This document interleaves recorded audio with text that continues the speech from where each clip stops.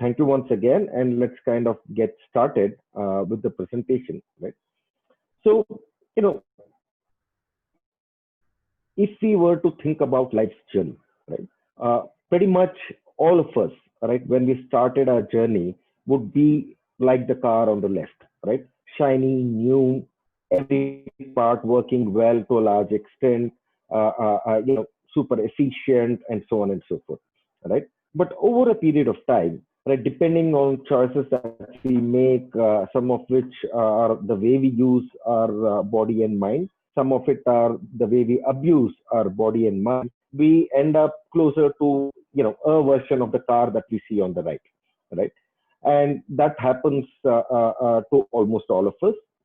Choices we make dictate how well, how or how badly, right, our body is as we kind of progress through life's journey, right?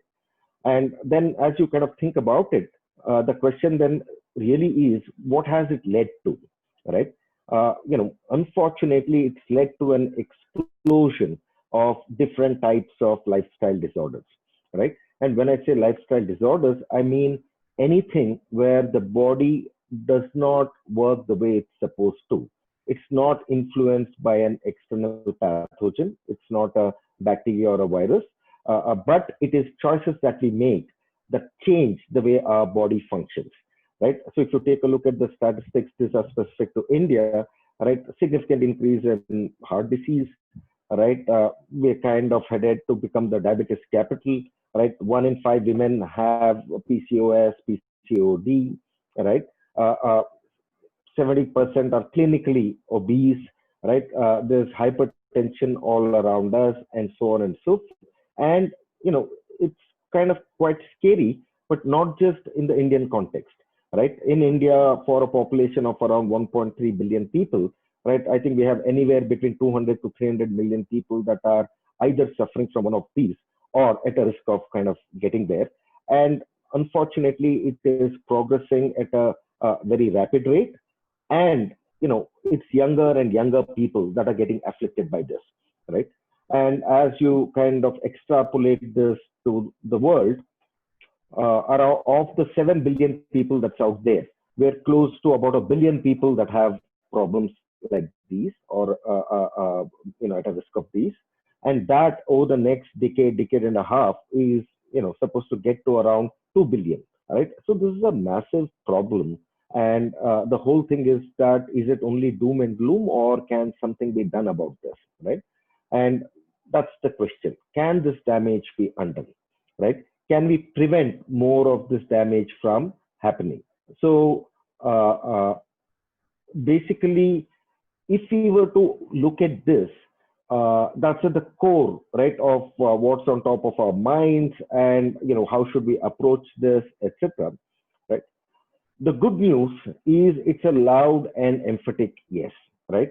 So, as we figured this out, we've got the first bunch of people that have come in. We've applied cutting edge science, right, in terms of how we package our solution. And we've seen people have extraordinary outcomes, right? People who's, if you're diabetic, HbA1c has been reduced significantly, right? Your cholesterol levels have significantly improved, overall reduction in body fat percentage and weight. People who are on multiple medicines and pills, right, every day, getting out of that regime of being dependent on medicines and off medicine, right? And it was extremely encouraging, and so we do believe there is hope, and all of it is safe and natural, right? And obviously we package to make it super convenient as well, where we leverage the latest understanding of how the body works, and then are able to use safe and natural means to kind of get people to better health outcomes, right? So, let's start with some interactive piece here, which I'll do a couple of times through this, right? We all are here because we are interested in PCOS as a subject, right? So there'll be a quick quiz that will pop up on your screen, right? I just want folks to respond with what you believe to be fact. Is it true? Is it false? Right? And we'll unravel this as we go along. We'll understand the mechanism as we go along. But as we get there, let's just see what we believe. At the same time, what I've realized is the understanding, right, of what each one of it is. There's a lot of conflicting advice out there. There's a lot of information overload at one level, and the inability to decipher, right, what is the right thing and what is the wrong thing, etc. So let's take a look at the first question, what the audience feels is the response to that.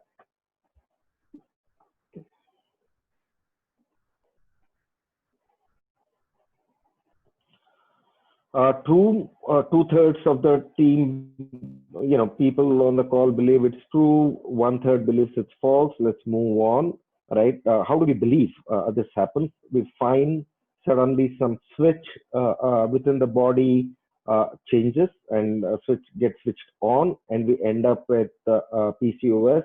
Is that the way it works? So let's have the next question, please. Let's see what we all believe in terms of how this comes about.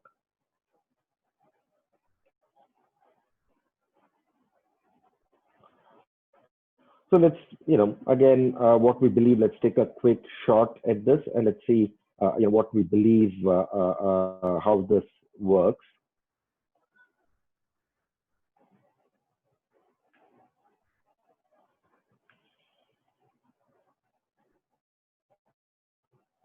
Okay, if we can see what we all believe, and as we move forward, we'll obviously understand this better, right? It's false. Again, I think it's the reverse. 1/3 believe it's true, 2/3 believe it's false. Okay. So if you kind of dive a little deeper, right, what is PCOS, right? Essentially, if you look at it, one is it is cysts in the ovaries, right? And obviously the confirmation is through ultrasound. But that being said, there are multiple signs for it. It does mean one has hyperandrogenemia, which is translates itself into acne, hirsutism, which is a lot of hair, male pattern balding, a lower tone of voice. Obviously, there is a direct impact in terms of menstrual irregularity. It could be irregular periods or no ovulation. In some cases, we do see central obesity, right, which is in the middle of the body. There is some dark patches that come along called acanthosis nigricans, right, in certain people. Now, if you were to look at it, there are multiple pathways that gets one to have a polycystic ovarian syndrome, right?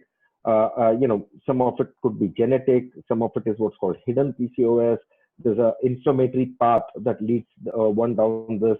There are pills, certain kind of medication that kind of lead you down this path. But the significant explosion that we're seeing is to a large extent what's called insulin resistance linked PCOS, right? We'll be talking about that to a large extent, but that does not mean that, the solution is significantly different for some of the other flavors of PCOS, right? So, let's understand the implications, right? If one does have PCOS, what does it mean, right? We talked about obviously anovulatory cycles, so it's not regular, leads one to the path of infertility, right? And unfortunately, it's a booming industry out there, right? Multiple thousand crores of, fertility-based, what should I say, solutions that are out there. There's a good and bad to it, right? The good is that,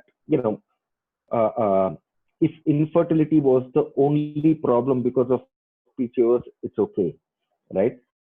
And we'll talk about why that's okay.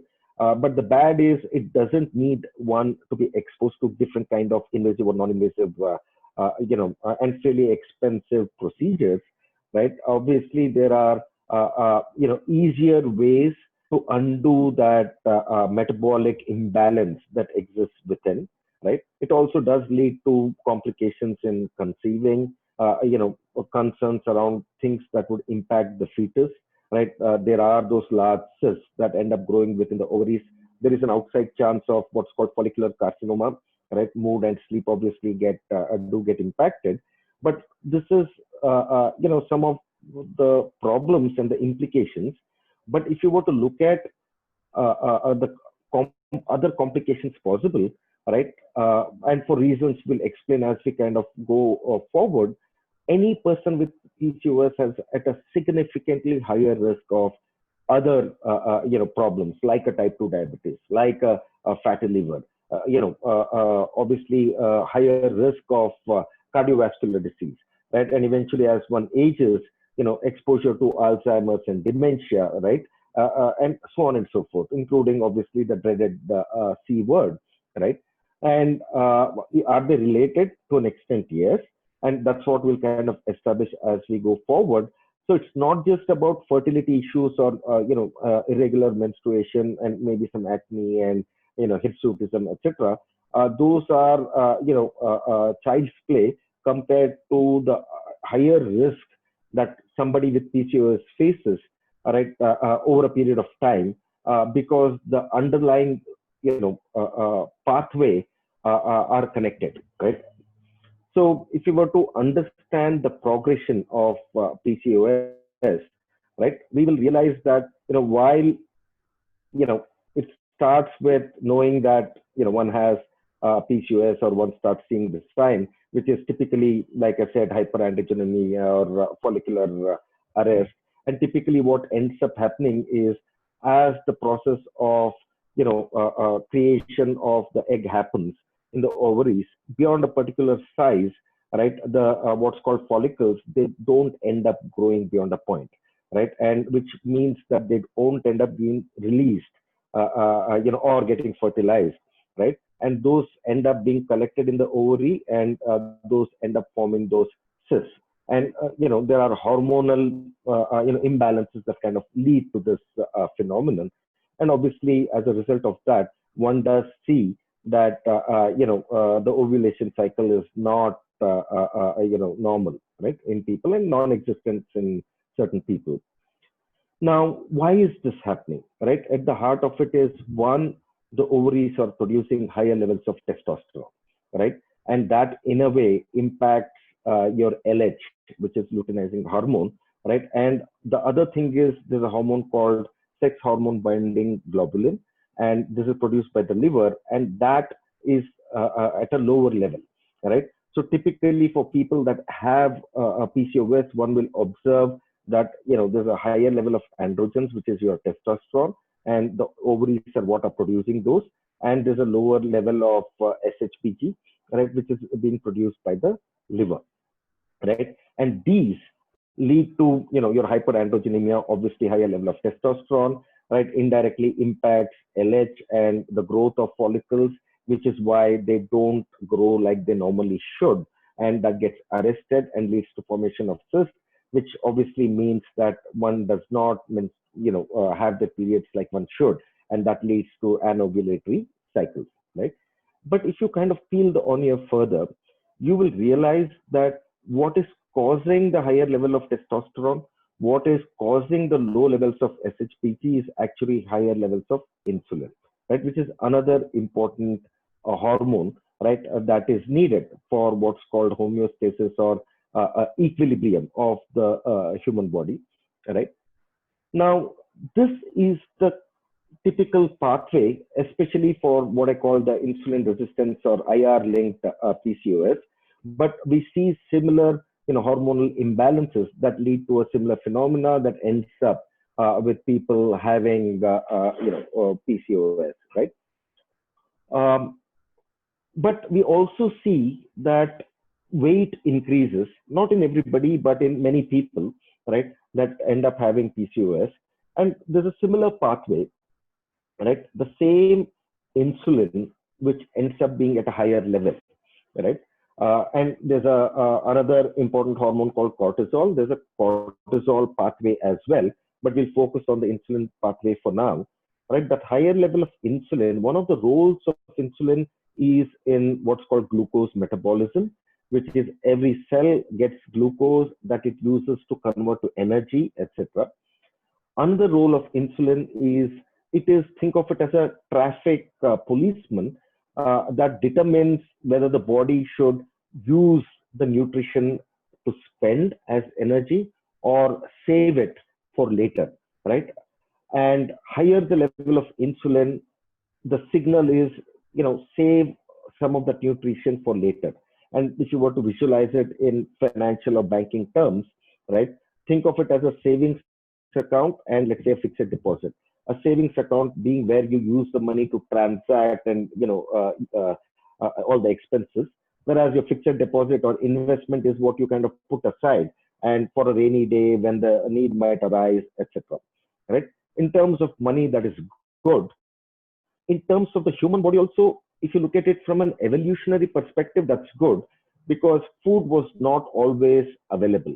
So the body has a built-in mechanism of setting aside food to use in times when it's not available. So in times of abundance, consume, save. In times of scarcity, dip into the savings and kind of ensure that the human body gets the energy, right? But over a period of time, we've obviously moved to a stage where there's abundance of nutrition and available with technology and science evolving, right? But higher level of insulin drives fat storage in the body, right? And that leads to obviously obesity, right? And once we start having putting on more and more weight, in some sense, it also has a downstream hormonal impact, right? One is, it leads to higher level of a hormone called ghrelin. That's the hunger hormone. It leads to lower levels of something called peptide YY. This is the satiation hormone, right? And also there's another hormone which, the adipocytes, which is the fat cells, kind of release, which are which is leptin, right? And if there's a higher level of leptin, it also leads to a condition called leptin resistance, right? Now, when one thinks about it, it is not lack of self-control. It is not lack of willpower, right? It is these hormones that drive our behavior, right? Similar to, when we get excited, right? When we get worried, right? When we get scared, right? Different emotions, it is what we see and how our brain perceives it and how various hormones are generated, which is kind of the decision making or the communicating medium. And that tells us and changes the way our body functions, right? If you are in danger, it does lead to higher level of adrenaline, which has its own pathway that, makes us ready for what's called fight or flight. Similarly, here, when we go down this path of obesity and it does lead to, higher ghrelin, lower peptide YY, and, the leptin resistance, that in turn makes us want to consume more, right? And when we consume more, right, depending on the mix of what it is that we consume, typically that ends up increasing the level of insulin, right? So this becomes a vicious cycle of sorts, and hence over a period of time, higher level of insulin, more storage of fat, more storage of fat that makes us certain hormonal changes. Those hormonal changes make us want to consume more, and that in turn leads to higher level of insulin and so on and so forth, right? So that's one of the reasons why we see that people start putting on weight, right? And and that kind of continues when one has PCOS. The other pathway is, again, let's start with PCOS. We talked about higher insulin leading to that. The first was where it leads to higher testosterone, lower, SHBG, etc. We also talked about how the weight increase is tied to the higher level of insulin, right? But the higher level of insulin also does some other stuff, right? So based on the choice of what we end up eating, right, there are multiple reasons why our body ends up with higher level of insulin. For now, the focus is on the nutritive aspects, right? Higher the level of carbohydrates, let's say, which gets translated to glucose, right, as part of our metabolic cycle, and there's also the fructose part of it, right? Those lead to higher levels of insulin, right?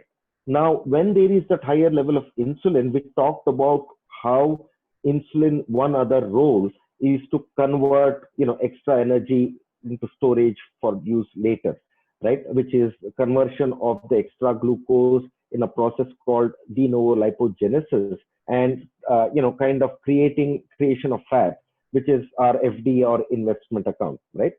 And when that happens, the organ that's involved in all of this is one's liver, right? And over a period of time, part of that fat starts getting deposited in and around the liver and the abdominal organs, right? And this is called ectopic fat or visceral fat, depending on where it gets deposited. So that's much more dangerous than what's called subcutaneous fat, which is below the skin, right? Which doesn't impact the functioning of our metabolism of our organs, right? But when fat starts getting collected within and around our organs is where our problems arise, right? And in some way, when it starts impacting the functioning of our liver, it also leads to what's called insulin resistance, which is essentially overexposure and higher level of insulin, right, leads to inability of insulin to function. And to do the same function, the body will need to produce more insulin, right? So it's like, you walk into a kitchen and let's say there's a gas that is leaking and you smell that, right? And you continue standing there. Over a period of time, you stop kind of feeling that smell because the brain has tuned that out. Whereas you step out, walk back in some way you'll see it. Similarly with antibiotics that we may use.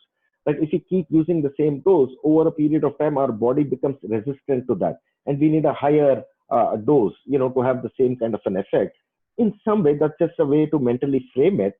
When we end up with higher level of insulin, right, to do the same job, what ends up leading is, it leads to more insulin production. More insulin production leads to more fat storage, which means, higher risk of your fatty liver and deposition of fat there, right? And that in turn leads to, again, more insulin resistance, which means the body will be, these are produced in your beta cells in your pancreas.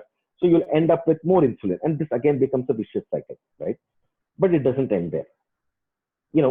There's a sidebar around fructose and alcohol. So these specifically don't enter the bloodstream and go to different parts of the body. The only place a bulk of that gets metabolized is in the liver. So it does impact the liver health a little more in an accelerated way. And, I don't think one needs to worry about the fructose that comes from fruits because that's a very small percentage. But a lot of our processed food end up having fructose in various forms with various names. Something called as high fructose corn syrup is used a lot in processed food, and that, let's understand, impacts, it sits in the liver, gets converted to fat, and does accelerate, right, the reduction in the ability to function, the productivity, the efficiency of the liver, with deposition of fat kind of happening there, right? Now, the higher insulin also is the underlying cause for diabetes. The higher insulin, we saw how it leads to obesity. The higher insulin also has a pathway that takes it down to hypertension, right? And similarly, when there is extra fat being produced by the liver, which is taking the extra, glucose or the carbohydrate, and because of the higher insulin converting it into fat, what that leads to within the liver is it produces a lot more of what's called triglycerides, and it reduces the amount of what's called HDL, right? Now, these are, HDL is an important fat molecule, high density lipoprotein that helps in kind of cleansing our vasculature, our blood vessels, etc. Whereas higher triglycerides lead to a higher risk of, plaque formation and hence cardiovascular risk.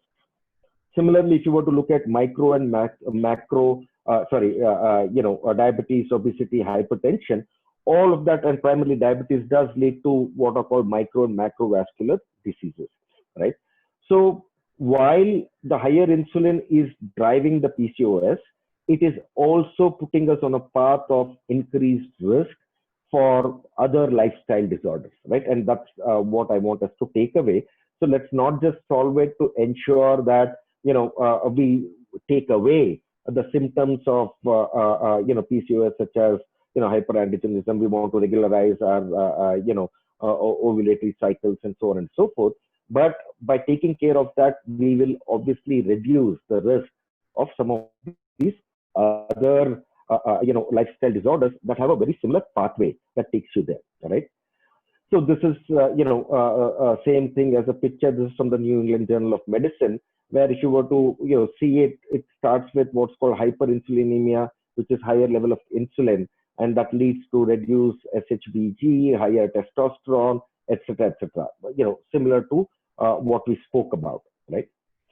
Now we talked about this, and we talked about why the pathway is very similar, right? And why high levels of insulin plays it's kind of the root cause that takes down the path of not just PCOS but also obesity and type 2 diabetes and hypertension and cardiovascular risk, etc. But it also leads to, and there are pathways that take it to fatty liver. We talked about how, obviously it leads to kidney disease, it leads to the nerves getting damaged, cells getting damaged, right? Neuropathy, retinopathy. It also leads to, the higher level of insulin leads to deposition of something called, contributes to deposition of something called, beta amyloid and tau protein in the brain. And that leads to, neuron damage, which eventually leads to cognitive decline. And there's one way, the pathway that leads to Alzheimer's and dementia. Similarly, this is a pathway that takes it down to cancer and so on. So the takeaway is the underlying same metabolic imbalances, etc., are driving us with a higher level of risk across multiple of these. The medical world, for the top has a singular term now called metabolic syndrome, where people have recognized that each one of these, while we see it and treat it like an independent disease, the underlying root cause that drives these is kind of similar, and that's why it's been clubbed under this term called metabolic syndrome, right? Now, this is where it kind of comes together, and I don't want to spend too much time on this, but we talked about it in general. Obviously there are choices that we make that you see on the left-hand side that does lead to an impact to the way our cellular health and function. It does weaken our body's defense mechanism. It does lead to hormonal and metabolic imbalance. That we talked about how that leads to insulin resistance, which also leads to a fatty liver, which is a path down to liver disease. Similarly, right, the pathway that takes you down to heart disease and diabetes and Alzheimer's and all of these, right? And gangrene and blindness, all of these are where it starts impacting the nerve endings at the extremities of our body, right? So if we were to now kind of, hey, let's say we understand the problem and start thinking about the solution, right? I just want to help frame a particular thing, right? So let's say we have a house and there's a problem with the paint, right? And obviously we do have a choice. We will get a painter, we'll kind of cleanse this and get it repainted, and it'll be okay, right? Now when we do something like this, we often see that over a period of time it comes back again, right? And again you'll kind of do the same thing, and this could be one problem. You could be facing a separate problem where there's some problem where your bulbs are kind of conking out, right? And every time that happens, you kind of fix it. Now, a symptomatic approach is you see the problem, you fix the problem, right? And then over a period of time, you see the problem, you fix the problem. But a root cause approach is, why is this happening, right? Why is my paint, every few months, or, I'm seeing in a kind of a cyclical way that there's a problem? Why are my bulbs kind of, conking out, and so on and so forth? You may realize that, what, there's a pipe within the wall which is broken, right? And that's leading to water being leaked. And that leaky water is what is leading to both the paint getting impacted as well as impacting the electrical circuitry, which is leading to the bulb, kind of going fut, right? Now, if you were to fix that pipe, both these problems go away and will not come back, right? Or you may realize it's a problem with the roof. When it rains, the roof in a particular place is vulnerable. That leads to kind of water going, seeping through. And that again is impacting both my electrical circuitry as well as my paint, right? So the difference being, in a symptomatic approach, you solve on the face of it the problem, but the underlying reason that causes that problem to exist is not solved for, which is why the problem keeps coming back, right? Whereas in a root cause approach, you understand the underlying reason, and you solve it, and then not just does it go away, it will not come back, right? So that's, let's say, the perspective on a root cause approach as opposed to a symptomatic approach. Now, if we were to take, contextualize that to PCOS, right? Yes, there are cysts in the ovary. Yes, there are irregular periods, and so on and so forth, right? Now, the symptomatic approach will be, let's take some medicine, right, which will kind of regulate ovulation. It could be birth control pills, etc. There's a procedure called a wedge resection that one can do again to positively impact this, and so on. But all of these are symptomatic approaches, right? The underlying, you need to be on medication, and it's not necessarily fixing the reason, the core reason why you're having this problem, right? So if one were to understand the core reason, you'll understand that it is because of the hormonal imbalances that we spoke about. It is because of the higher level of insulin. It is because of the testosterone, the SHBG, and so on and so forth, right? If Unless you fix those, right, this problem will not go away. And if you fix those, it will go and not come back, right? So, if you were to kind of think about the progression of these, right? We talked about, it being higher testosterone. The answer is yes. We talked about it being a switch or not. It is definitely not a switch, right? This is, think of it as a journey.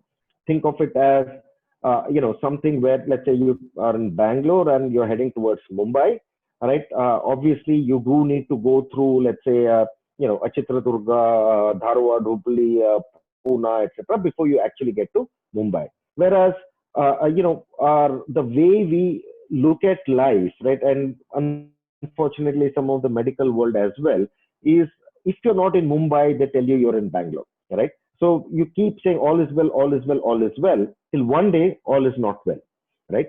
The reality is it's a continuum, right? And you already start seeing signs of things going wrong, but it takes a while, and typically it takes, 8, 10, 12 years, right, of that metabolic imbalance kind of manifesting before you get diagnosed with, whatever the disease is, right? So if you were to look at it, yes, I have polycystic ovaries, I have fertility issues, I have more fat in my body, I have, excess resistant hormones, etc. But it didn't suddenly happen, right? It just breached a threshold where you started noticing it, where your advisor took a look at it and kind of diagnosed it as, hey, you know what, you have this. But the reality is the path towards this, has been going on for years. And, like I said, it's unfortunate that people don't look at signs. For example, if you knew that you are in Tumkur, you're not in Bangalore, but it's much easier for you to head back towards the state of good health, Bangalore, if you know it in Tumkur, right? However, once you reach Mumbai is when you know it. Obviously, it's a much more arduous task to kind of traverse the path back towards good health, right? So what goes wrong much before, you get diagnosed with the problem is what we spoke about. There are those metabolic imbalances, the hormonal sensitivity goes away, its effectiveness reduces, right? There's something called as metabolic flexibility, which you start losing. Each cell, right, at the heart of it, if we're made up of trillions of cells, and if each of our cells did its job well and it communicated well with the rest of the cells, right? Because the cells together make up tissues and organs, and they talk to each other, and each has a function, right? A liver has a function, a kidney has a function, and a brain has a function, etc., right? Now, if the cells were healthy and did their job and could communicate well with the rest of the body, we would remain in a state of good health, right? But when the metabolic imbalance happens, right, what also ends up happening is that your cellular health and function starts degrading, right? At a very minute level, we have a membrane which plays a very important role. A membrane that makes up the cell, a membrane around the mitochondria within the cell, a membrane around the nucleus within the cell. And if that stops functioning well, right, it leads to malfunctioning. They don't perform as well as they should. Secondly,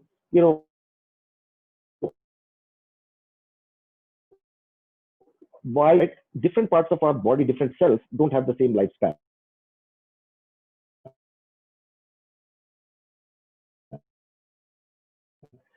So 20 times it gets regenerated, etc.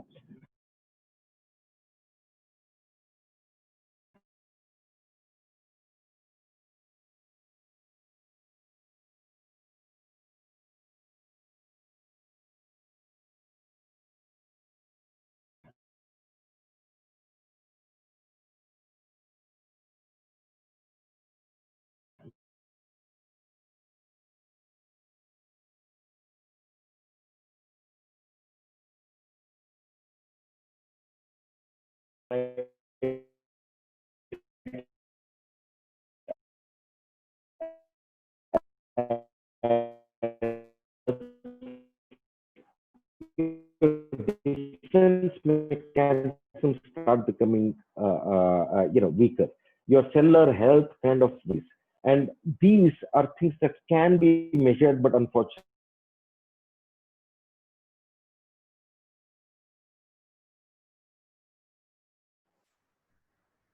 Hello.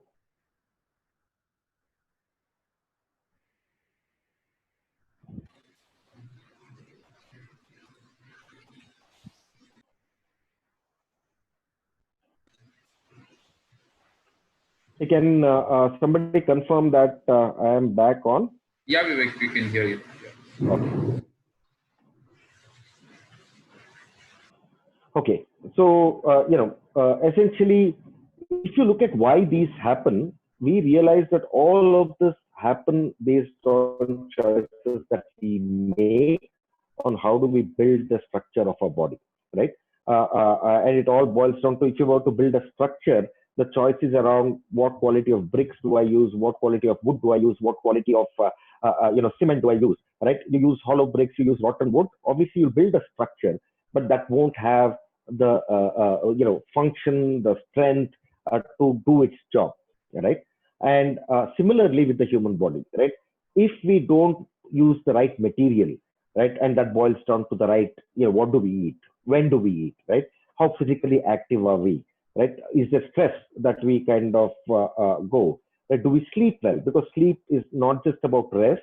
It is when the maintenance cycle, right? The autophagy that I talked about works to a large extent. So we don't sleep well. There's a increase in the garbage within the body, and that puts us on a faster and path to disease, to aging, and makes us more susceptible in general, right? And not all parts of the body function well at different points in time through the day. Right? Eating a meal at 11 a.m. And eating the same meal at 11 p.m., the way the body responds is completely different. Right? So how do we align with that? If you were to look at and solve these problems, right, that is the way to ensure that your metabolism gets balanced, your cellular health and function becomes better, right? Your defense mechanisms become strengthened, and when that happens is when one is able to, at a root cause level, solve for the problem, right? So, what are the takeaways? I think all ailments have a common cause, which is what we call metabolic syndrome. They manifest differently. Root cause approach helps you with a U-turn, whereas a symptomatic approach is like, you're on the same road heading towards Mumbai, like I spoke before, except you're applying the brake, right? You're just getting to the same destination you don't want to go to, but it's slower. Whereas, and you've been told it's a one way. There's nothing one can do about it. Whereas there is a U-turn, and for that, one needs to take a root cause approach to fix the problem, right? And to have lasting and reversing effects, obviously we need to rebalance metabolism, improve cellular function, and strengthen our body's defense mechanism. And by doing this, right, is when we can beat and defeat PCOS, right? So, quick quiz again as we transition to the next section. Let's quickly take a poll on this. One is eating fat is unhealthy. Second, multiple small meals, which is portion control, etc., helps in losing weight, etc. We'll quickly take a look at this and head to the next section.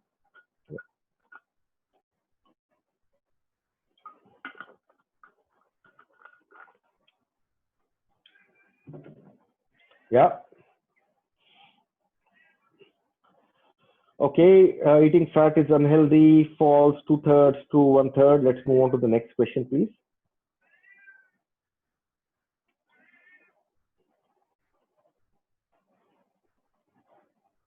Yeah, multiple small meals, portion control been a popular, method, right? That's been advocated, etc. Does it help in losing weight? Right? Okay, let's see what we feel on this. True, so overwhelming true, a little false. Okay, let's kind of talk about it as we go forward. So essentially, if you were to solve for the root cause, right, the pendulum of health which has started swinging away from a state of health towards a state of disease, that's something that needs to swing back towards the state of good health, right?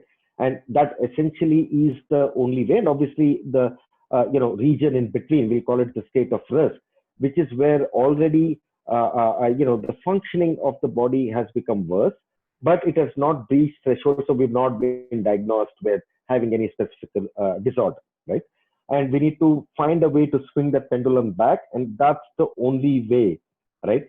We can solve for the problem. Now, if you were to think about it, right, like we said, there are multiple things that we need to be doing to fix our body, right? So there is obviously the what we call improving our insulin behavior, right? Boosting our immunity and so on and so forth, which we spoke about. And we also said that the levers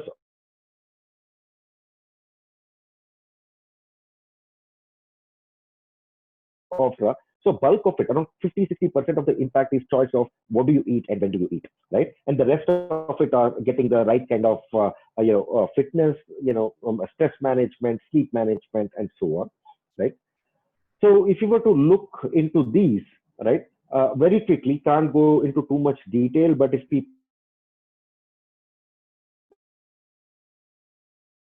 have questions, right, and kind of help you decipher and make it specific and usable, right?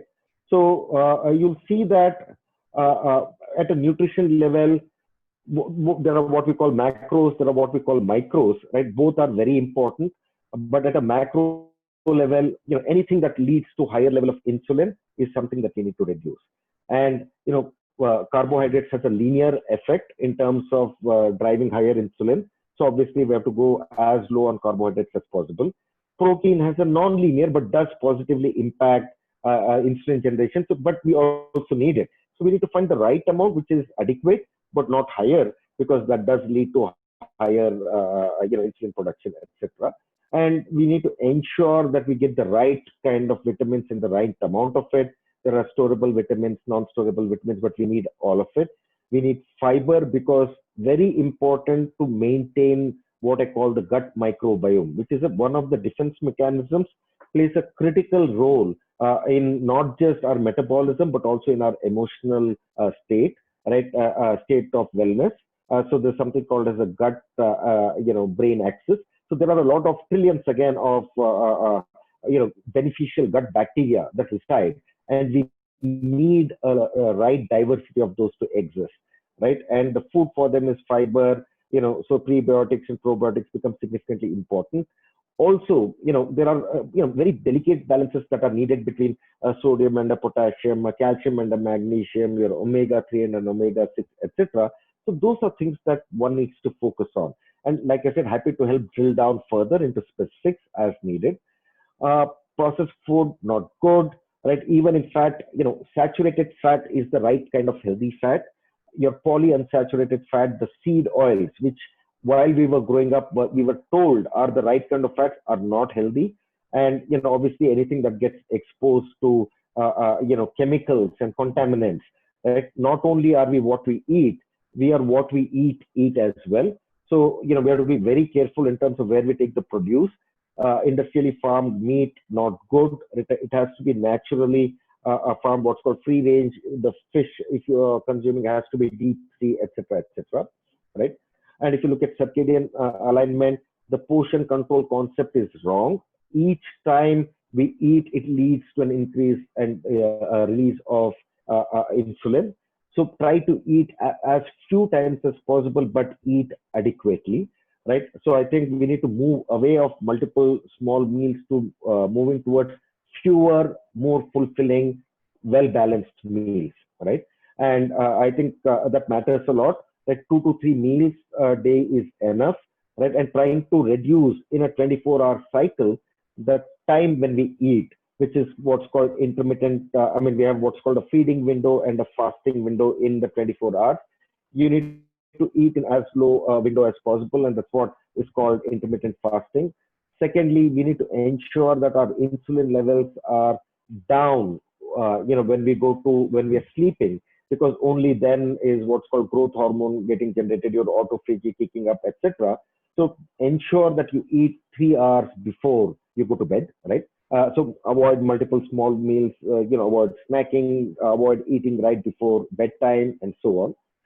Even in terms of exercise, there are certain types of muscles called slow twitch muscles, which have a significantly larger and disproportionate impact on metabolism. And towards that extent, we need to exercise those more. So brisk walk or a slow jog, right, of 45 plus minutes is extremely helpful towards that. In addition, right, any strength building muscle building, strengthening and building flexibility are very important. Over exercising not good. Overindulgence on protein supplements are not good, and so on, right? Obviously stress is not just emotional, it has a physiological impact, because the cascade of events does lead to higher level of, there's a cortisol pathway, there's an insulin pathway, etc. So one does need to find ways to stay calm. And also, can we think about the factors that stress and eliminate them again at the root cause level, right? Helps a lot. Sleeping, talked about the extremely important role, and there are tricks on how does one sleep better, right? And as an adult, definitely try and sleep for 7 hours every night, and so on, right? So takeaways clearly with lifestyle changes is the only way to approach this at a root cause level. Right, nutrition matters significantly. The way we build the structure of a body, we need the right quality of nutrients entering it. Right, having the right gut microbiome, having aligning with the circadian rhythm, etc. And sleeping well is important not just from a rest perspective, but ensuring that the maintenance activities of the body happens well, right? And if you make these tweaks, PCOS is something that we definitely can kind of beat, right? Uh, Quickly moving on to, I know I'm almost getting to the top of the hour. Quick introduction to alt life, and then we will head into the Q&A section. We started off with a vision of how do we eradicate lifestyle diseases. And while it's a fairly grandiose plan, the approach is simple, person by person. One, people that have it, how do we get them to better health outcomes? And two, people who don't have it, how do we ensure they never get it, right? The current focus is on what I call track A, which is working with people that have these problems one by one and getting them to better health outcomes. Whereas the second one, we believe it has to be an intervention where we work with parents, we work with teachers, but has to be at a child level so that they're aware and start making the right choices, right, when they're younger, which ensures that they never go down this path. And that's something that we'll build out later down the line, right? So we have a health restore program where we made it extremely convenient, where we have safe, natural solution, which is super convenient. Looks at every vector that drives improvement. We also have packaged all our understanding of diagnostics, not the standard understanding, but the smarter, underlying predictive kind of diagnostics into a one-time package that helps you understand your state of health, your state of risk, and do you need to be worrying about something that will come in the future, right? And our program, we have multiple programs, but every program has all of these components that has therapeutic food, right? And food is a celebration for most of us. So while we do use what I call precision nutrition in the background to ensure you get the right mix of the macronutrients, the micronutrients, etc., that just change the way your body is functioning, your metabolism, your cellular health, your defense mechanism, etc. And that's driven by our precision nutrition AI system that we built. But for the end user, it is delicious. It's a culinary vacation of sorts, right? Where there's a different variety, etc., which is not therapeutic food. It is something that you feel, challenges and engages with multiple palates that you may have for taste and so on. So there's 3 day meals a day that gets delivered by us. So you will eat and drink only what we send, and we will come wherever you are. It could be home, office, and so on and so forth. We've also got a curated set of exercises and yoga sessions, which is not necessarily a path to take you to make you Salman Khan or Hrithik Roshan, but engaging the right muscles that drives the right changes to your metabolism, etc. So obviously in current times we're doing it online live. It is a very focused on people, very immersive experience. It's not somebody doing etc. Where we engage with the people and kind of ensure that the posture is right and so on.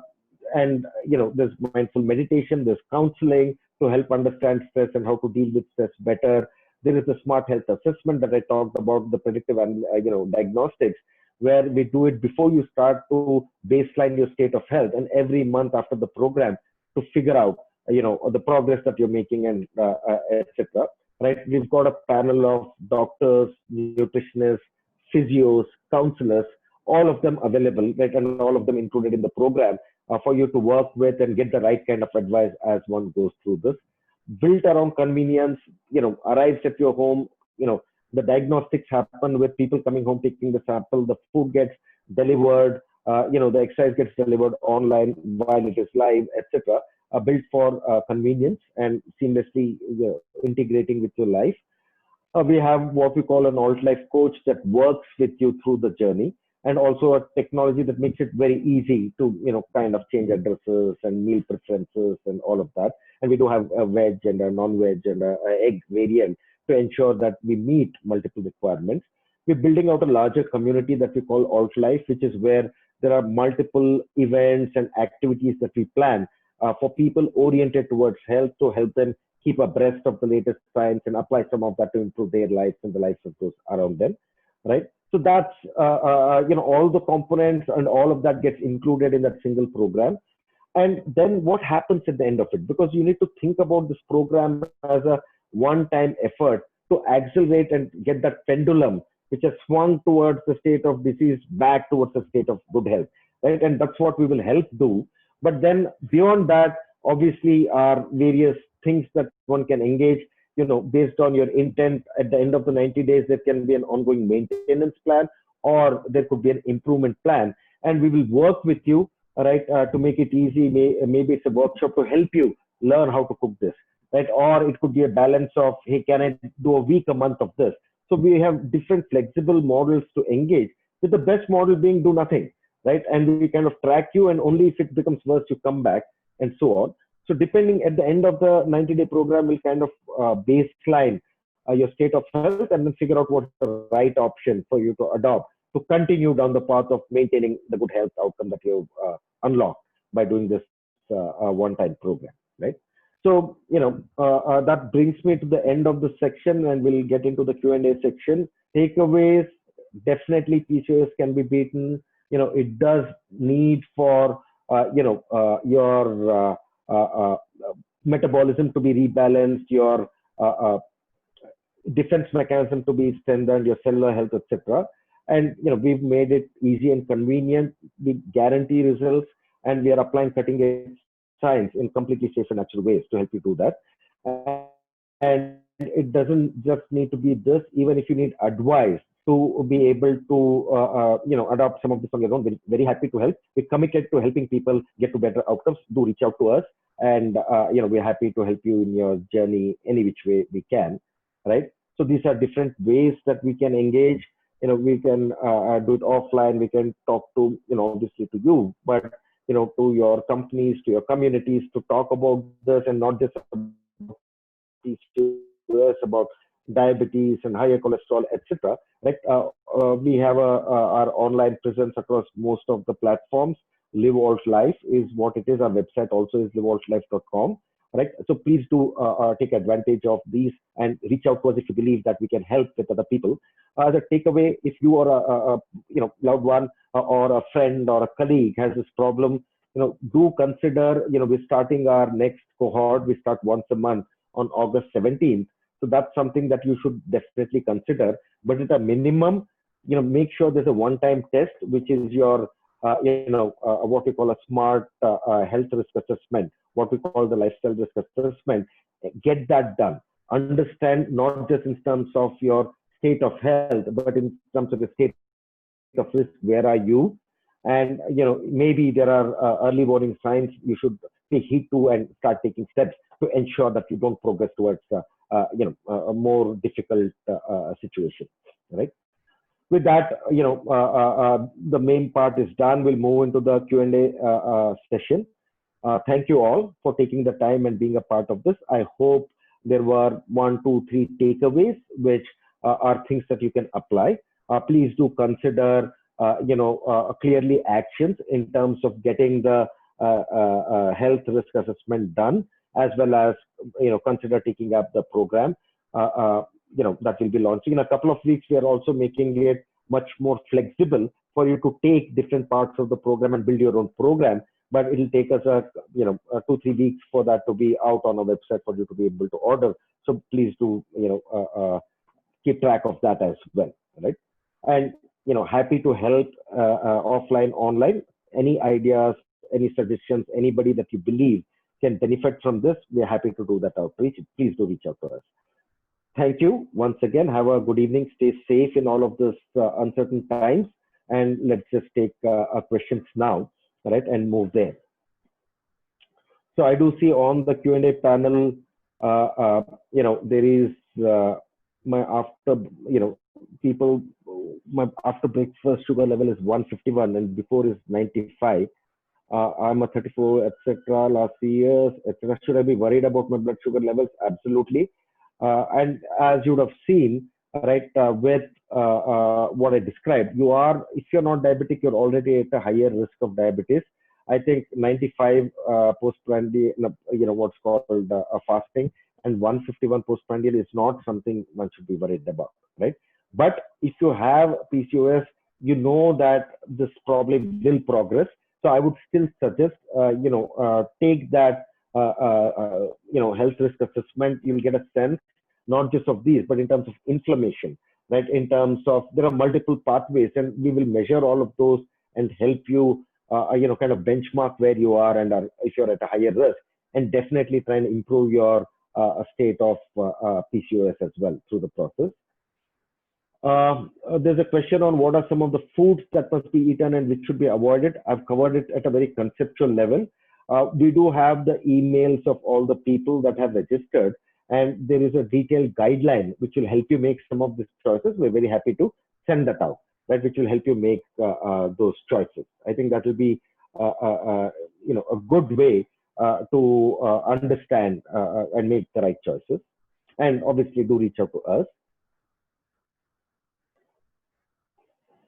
Right. So I think there are multiple pathways, right, that lead here, but some of the hormonal imbalances are the same, right? So there is there may not be insulin resistance, but there may be inflammation. Yes, ours gets to reducing the level of inflammation, right? It does help with the functioning of the thyroid organ as well. And like I said, there are multiple pathways. We focused on one pathway, but the answer is it definitely will help people which have different, what I would say, metabolic imbalances, right, through the program. So we'll look at if there are any questions on chat.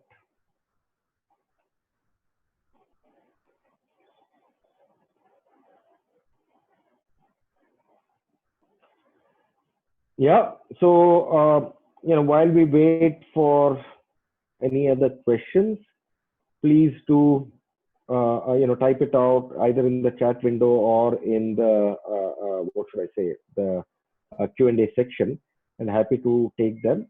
And like I said, I know we've not been able to get into very specific advice, and I think there's a lot of it that's out there. right? But I think the guideline that we could send you will help you make significantly better specific choices, right? In terms of fruits and vegetables and grains and fat, and proteins. What are the things you should choose? What are the things you shouldn't choose, etc. So that's something that we have. The email will send that out, and hopefully that will help. And obviously the email that we've listed here, the phone number we've listed here, fairly responsive. Please do kind of reach out, and we're happy to engage on a one-on-one level to help you make the right choices. And again, I know that times are difficult out there, but let's also understand that people which have these imbalances, as we've already been reading, have a little higher risk already, right? Because their defense mechanisms are weaker and so on. So we do have a program for where people's immunity, kind of gets restored and the gut gets restored, etc. But I think something like this is much needed, not just to solve the lifestyle disorder, but also to strengthen the body, right? And ensure that given the extra, given what we see out there with, pathogens that are harmful, how do we fortify ourselves to be able to deal with it, right? So, I mean, in the message, okay, I think there's one more question. I'm gluten allergic and on high carb diet. What are the alternatives to wheat? So I think that's something that we do. We don't use any wheat at all, right? And if you are on a high carb diet, that is not good, right? I think we do, use multiple things. There are, to make equivalent of whatever it is that we use, right? There are what we formulated. We do have, let's say, paranthas. We do have, puri, but none of that gets made with wheat. Our diet, we don't use grains. I don't think you should be on a high, you should be, what should I say, gluten-free, and we are completely gluten-free. But I don't think you should still be on a high carbohydrate. I don't think that's the right solution. So there are multiple kind of flours that you can play around with, right? There is flax seeds, and how do you use that? There is almond flour, there is coconut flour. So, there are ways to kind of prepare what you need using some of these ingredients, which are very super low in terms of carbs, and yet can give us the same kind of satiety as what we used to. Right? Like I said, the guideline will have some of these, but I think we do have, gluten-free and carb-free ways of helping get the same things as part of the program. And again, in the guideline, that's something that we do mention.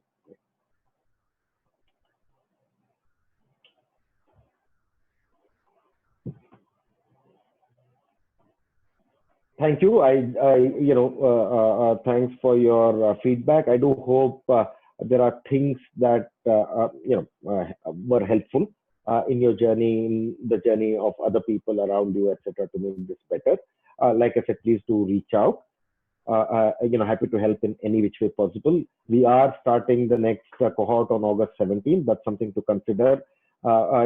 Definitely something to consider is to do that one-time assessment to figure out your state of health, state of rest, and how protected you are. Again, I'd like to thank you all for taking the time. I hope you stay safe in these uncertain times, and look forward to working with you and in your communities, in your companies, in your with your colleagues and friends, etc., as we kind of spread the word and help people get to better health outcomes. Thank you. Good evening. Take care. Stay safe. Bye-bye.